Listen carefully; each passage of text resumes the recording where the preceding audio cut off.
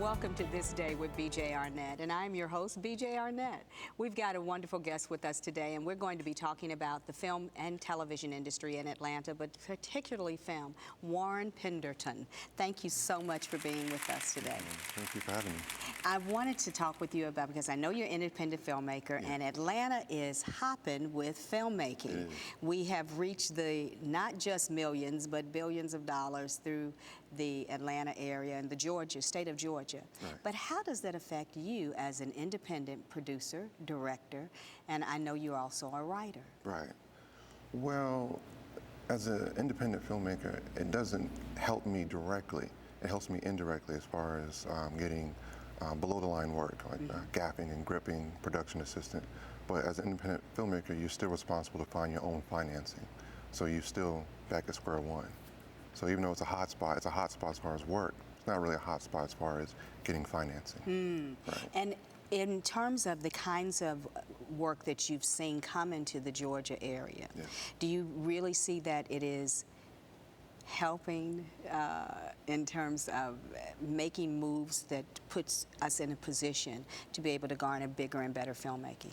I see more films about African Americans, directed by African Americans, written by African Americans.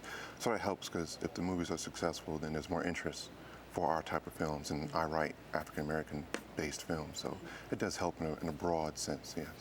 When you were taking a look at starting off in this career, and you know, I can imagine, you know, being a parent, you're saying to your parents, "I'm going into filmmaking," and your parents going, "No." See, I didn't even have to finish it. No. I think my mom wanted me to be an architect or an engineer, but I was set. You know, I was like Han Solo in Star Wars said, "Never tell me the odds." So I didn't want to know the odds, you know, so I didn't listen. But I think in retrospect, since I'm still a starving artist, it would have helped had I listened to my mother, because I'd have money to supplement myself, right? So it's always good to listen to your mom. It really is. It's really the bottom line. It really is. Yeah, it's cliche, but it's true. When you are working on a project and you're building it from the ground up, and you being a writer as well as a producer-director, as you began to write your scripts, walk us through the process of, once the script is written, then finding the right talent in the Georgia area to fulfill the storyline. Well, when you're an independent filmmaker, you kind of think about your budget first before you write. So you write to your budget. If you have no money, you're not going to write car explosions and gun shootouts, because it wouldn't make any sense. After you write your script, you have to find financing. I'm lucky where I have financing set, so I can write. I already know where my budget's going to be, so I can just write according to my budget and then move forward. But if you don't have financing, then you have to go the route of screenplay competitions and small film competitions, and that's a grind, because you never know how it's going to come out. You never know who the judges are and what they're looking for. So. How, you know, and when you mentioned that, I can think of so many films that I've seen that have won this festival and this festival and this festival, and all across the bottom of the film, there are, you know, 101 different film festivals that have been won. But are you saying to us that that really doesn't help you get to the larger share of the audience, or how does it work? I think artists are stubborn, and they have a tendency to write what they want to write, which you should. But if you're not reaching a mainstream audience with your writing or your films, then you're hindering yourself. So you can be true to yourself and write something artistic, something independent, something, you know, Art Nouveau. But if it doesn't reach the judge, then it fell on deaf ears. And then you have a writer who will write something mainstream, broadstream, or did their homework and found out who are the judges and what type of script they're going to turn into this particular competition. Then it'll benefit them. But you kind of learn that as you get older. When you're young, you're stubborn. As you get older, you say, well, I need to make unnecessary changes. And then take a look at those mid-course corrections that need to be done. You do. As you are developing several projects, and I know you've got things going on right now, when you are moving through the Atlanta area, then now we have a city that Los Angeles and New York, everybody is coming to Atlanta, whether it be television or film, Right. and the unique spot over here that you thought would be the great place to shoot something now is someone else is, garnering that spot, the Right. bigger, larger production. Right. How do you move around the city of Atlanta in order to be able to get the kinds of shots that you need, barring budget, but also picking the right location? Right, right. Well, luckily, even though certain studios come here and they take certain areas, it's not like LA. LA is the home of film. If you go on a street anywhere in LA, I lived in LA for a while, any street, any building, they want a permit, and they're real strict about it. In Atlanta, it's still kind of lax, so you can still shoot, called guerrilla filmmaking, still Yes. shoot without asking questions, Yes. and you can still walk in and ask if I could shoot here, and they don't say, well, where's your permit, or fine, you can shoot here, but I need X amount of money. So it's still possible. I think the key is finding a good producer, knowing your time constraints, shooting fast, being smart, and you can pretty much get what you want still. So that is a part of it is that good Southern environment of people are not really inundated Right. with the attitude of, no, you're going to pay me, or Right. no, not at all. Not yet. You can, yeah, exactly. You can still make relationships Yes. and get people to work with you. Relationships is absolutely key in this industry. Relationships can save you money and time. That's right. Relationships are better than money because Yes. they continue. Yes. They are continual. When you take a look at the industry as a whole, as in this area of the United States, do you see Atlanta really becoming, and I guess I have to say the state of Georgia really becoming all that we think that it's going to be in the next 5 years in terms of dollar value? Absolutely. But also for the independent filmmaker? I do absolutely. I think, with Tyler Perry bringing his studio here, and I think Screen Gems has a studio here, and they're building another studio here. Yes. I think it's clear that Atlanta is the hot spot. And Atlanta seems to be constantly growing. Every decade, it seems to get bigger and bigger. I think I'm fortunate to live here as it's blossoming, so that hopefully my films can be seen as Atlanta erupts. As you move forward, I have to go back a few steps.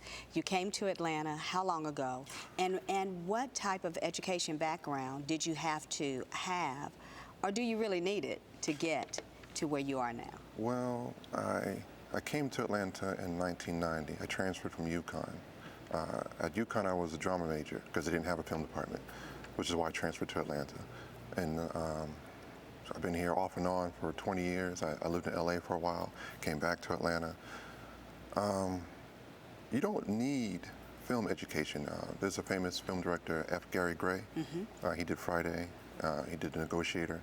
He didn't go to film school. He actually took courses in high school for TV, and then he went from there and shot a few music videos for Ice Cube, and then his career started in music videos.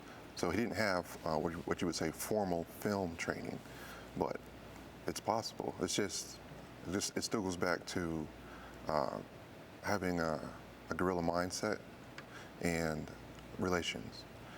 His relationship with Ice Cube Opened the door for something opened door else. for Friday, Gotcha. and Friday opened door to the rest of his career. Yes. Right. As you go forward in your career, you've got so many things that you are able to do. You are able to supplement your personal income with all the other things that you can do. Right.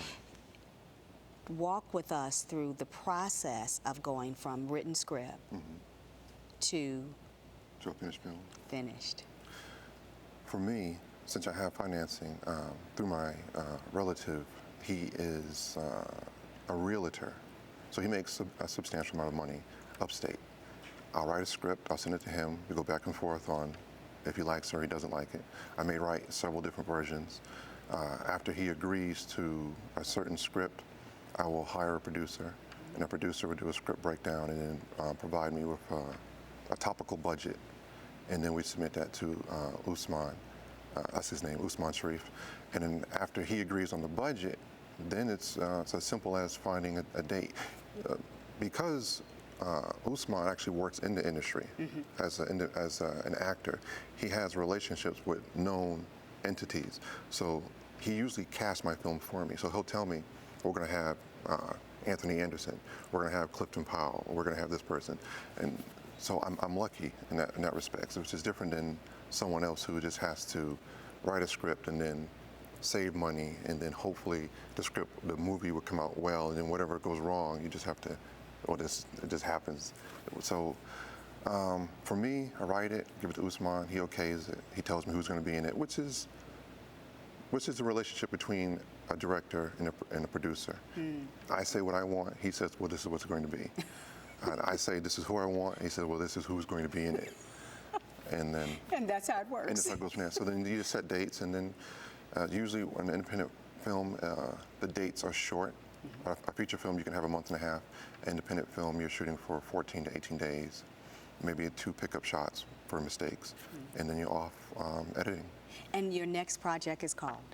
I have a short film called Evidence of Things Seen. It's a short film about a boy in the 60s who loses his religion after the assassination of Martin Luther King, and he's the only black kid at a Catholic school. So when he refuses to take prayer, he's brought to the dean, and it's a conversation between the dean and the student about the social. Where does he go? Right. Yeah. Yeah. When you are taking a look at all the young people out here in Atlanta, because there are so many young people who will see this and say, okay, this is what I want to do. Right. Okay, and I know that you are involved with using young people in some of your production sites. Yes.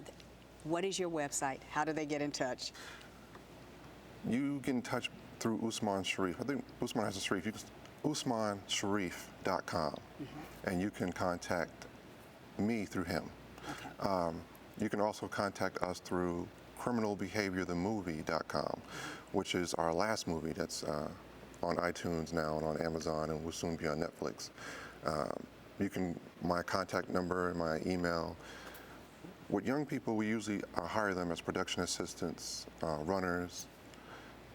It's a good experience for them. It's long hours, but if they want to be in film, they know film is long hours. I'm fair. It's usually low to no pay, but I feed you, and you get to meet reputable people in the industry. And it is guerrilla warfare. It is. Guerrilla warfare filmmaking. Yes, it is. It is. 101. Thank you so much for being with us today. Thank you for having me. And again, I thank you for being here with me, because, you know, it is your day. This is BJ Arnett, and this is my day just for you. I get to come into your home. I get to be a part of your life, and you get to be a part of mine. Take a moment to just relax, sit back, and enjoy the rest of your day. It isn't about any other thing but getting involved with the love of God, who has something excellent just for you. I don't care what your career is. I don't care what He's called you to do. If He's called it, it'll be great. Bless Him.